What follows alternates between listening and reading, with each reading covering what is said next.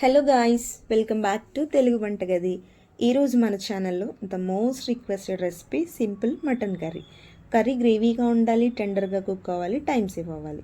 So follow the recipe. ఇది పాతకాలం అమ్మమ్మలు చేసే మెథడ్. ఎలాంటి ఎక్స్ట్రా ఇంగ్రీడియంట్స్ యూజ్ చేయకుండా గ్రేవీ మటన్ కర్రీ ఎలా చేయాలో ఈ వీడియోలో చూసేద్దాం. ఫస్ట్ అయితే శుభ్రంగా వాష్ చేసి పెట్టుకున్న మటన్ని ప్రెషర్ కుక్కర్లోకి తీసుకోవాలి.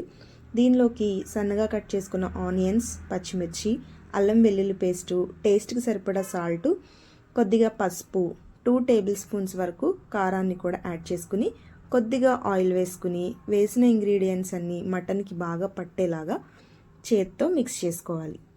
ఫ్రై చేసి కర్రీ చేసేదానికన్నా కూడా ఇలా కలిపి పెట్టిన కర్రీ చాలా టేస్టీగా ఉంటుంది, అలాగే మంచి గ్రేవీగా వస్తుంది. మొత్తం నీట్గా ఇలా కలిపిన తర్వాత ఈ మటన్ కుక్ అవడానికి సరిపడా వాటర్ని ఇందులో యాడ్ చేసుకోవాలి. వాటర్ వేసిన తర్వాత కుక్కర్ మూత పెట్టి ఒక 4 to 5 విజిల్స్ పాటు వేయించుకోవాలి. 4 to 5 విజిల్స్ తర్వాత కుక్కర్ కూల్ అయిన తర్వాత మూత తీసి చూస్తే మనకి మటన్ టెండర్గా కుక్ అయిపోయి ఉంటుందండి.